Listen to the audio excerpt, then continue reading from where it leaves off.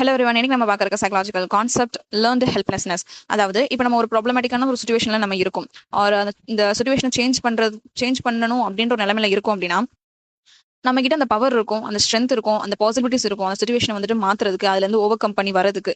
But ஆனா நம்ம அதை பண்ண மாட்டோம். ஃபார் எக்ஸாம்பிள், இப்போ ஒரு ஸ்டூடெண்ட் வந்துட்டு எக்ஸாம்ஸ்ல தொடர்ந்து ஃபெயில் ஆகிக்கிட்டே இருக்கான். ஸோ அப்படி ஆனதுக்கு அப்புறம் நமக்கு என்ன மாதிரி ஃபீல் ஆகும் அப்படின்னா, இனிமேல் படிக்க வேண்டாம், என்னதான் வந்துட்டு நம்ம எழுதினாலும் ஃபெயிலாக நம்ம ஆகுறோம், ஸோ இனிமேல் வந்துட்டு நான் படிக்க மாட்டேன் அப்படின்னு சொல்லிட்டு ஒரு முடிவு எடுக்கிறான்.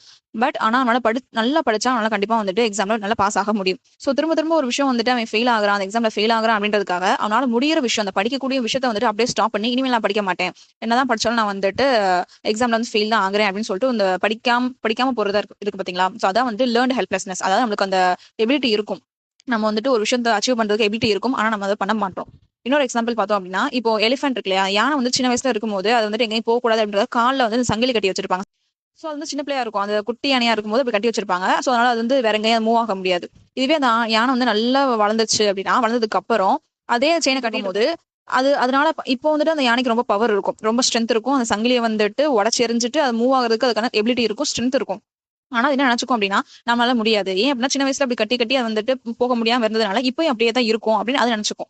ஸோ இதான் வந்துட்டு லேர்ன்டு ஹெல்ப்லெஸ்னஸ். இந்த எது கூட லிங்க் ஆகும் அப்படின்னா, ஆங்ஸைட்டி, டிப்ரெஷன், லோ மோட்டிவேஷன் நம்மளுக்கு இருக்காது. ஸோ இந்த லேர்ன் ஹெல்ப்னஸ்ல வந்துட்டு நம்ம ஓவர் கம் பண்ணணும் அப்படின்னா, first one self efficacy.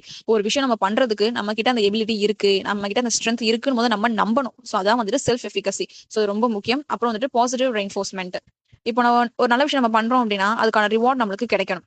So ஓவராலா இதான் வந்துட்டு லேர்ன்டு ஹெல்ப்லெஸ்னஸ். ஸோ சிம்பிளா பார்த்தோம் அப்படின்னா, ஒரு சுச்சுவேஷனை வந்து நம்ம சேஞ்ச் பண்றதுக்கும் அதுல இருந்து ஓவர் கம் பண்ணி வரதுக்கும் நம்மளுக்கு கிட்ட பாசிபிலிட்டிஸ் இருக்கு, டேலண்ட், அந்த ஸ்ட்ரென்த் இருக்கு எல்லாமே. பட் வந்துட்டு நம்ம அதை யூஸ் பண்ணாம போறதா வந்து லேர்ன் ஹெல்ப்லெஸ்னஸ். ஸோ நெக்ஸ்ட் வேற சைக்காலஜிக்கல் கான்செப்ட்ஸ் டெர்ம்ஸ் பத்தி பார்க்கலாம்.